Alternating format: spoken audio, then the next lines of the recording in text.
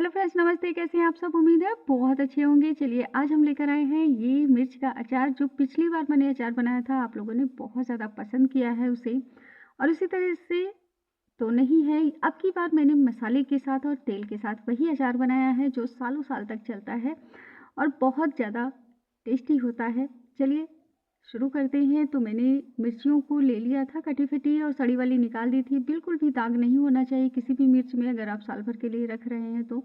और इन्हें धुलकर सुखा लिया है। स्किन आप इसकी देख पा रहे होंगे, इस तरह से हमें सुखा लेना है। डंठल आप चाहें तो रहने दीजिए, चाहें तो आप अगर हटाना चाहते हैं आप हटा दीजिए। और कट कर लिया है बीच से, ठीक है।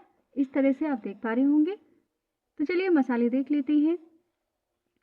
तेल है, नींबू का जूस है, सफ़ेद नमक है, सेंधा नमक है, काला नमक है, लाल मिर्च है, हल्दी है और सरसों है।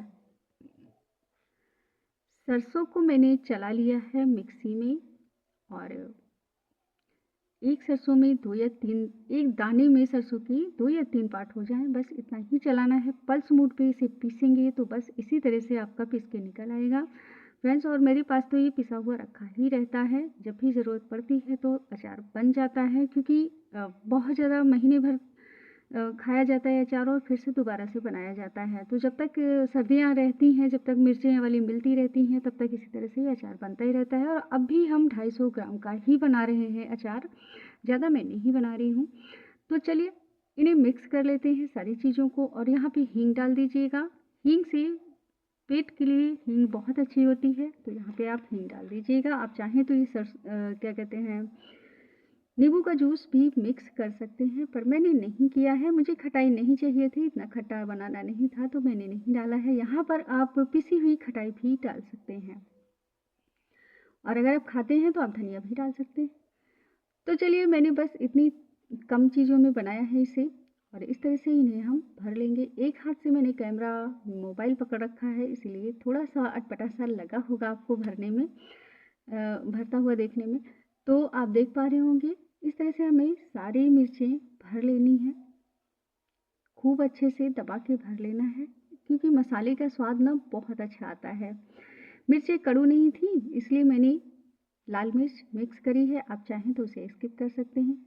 आप इसमें से सारी चीज़ों को स्किप कर सकते हैं। तेल भी हटा सकते हैं और नींबू के जूस के साथ बना सकते हैं। पिछला वीडियो आप देखेंगे तो समझ में आपकी आ जाएगा। और देखिए दूसरे दिन भी मैंने इन्हें भरने के बाद भी मिर्चों को सुखा लिया था। देखिए लाल पड़ने लगी थी। अब इन्हें उठा लिया है, धूप से हटा लिया है और जार को साफ कर लिया है इस तरह से। और अब हम इन मिर्चों को तेल के साथ बनाएंगे, हम इस जूस के साथ नहीं बनाएंगे। तेल के साथ कैसे बनाते हैं चलिए दिखाते हैं। तेल ले लिया है। अब हम मिर्च को उठाएंगे, एक एक मिर्च को उठाकर हम तेल में डुबाएंगे और डुबा के बस जार में रख देंगे। यहाँ पर आप इस तरह से भी कर सकते हैं, और आप पूरी मिर्चों को भी डुबा के रख सकते हैं तेल में। और ये सरसों का ही तेल यूज़ करिएगा फ्रेंड्स, क्योंकि अचार जो है सरसों के तेल में ही बनता है। इस तरह से आप देख पा रहे होंगे। इसी तरह से हमें तेल में डुबाना है और इस तरह से जार में रख देना है। बहुत कम तेल लगता है, जितना तेल मैंने लिया है इसमें भी बच जाता है। तो ये आप देख पा रहे होंगे इस तरह से सारी मिर्चों को हमें इसी तरह से भर लेना है तेल के साथ और जार में रख देनी है। तो ये देखिए अचार हमारा बनकर रेडी हो गया है। अब इसे हम ढककर अगर आप साल भर के लिए नहीं बनाना चाहते हैं तो ढक्कन ऊपर से ढक दीजिए, बस 2 दिन के बाद ही खाने लायक हो जाएगा। और अगर आप साल भर के लिए बनाना चाहते हैं तो कपड़े से बांधिएगा।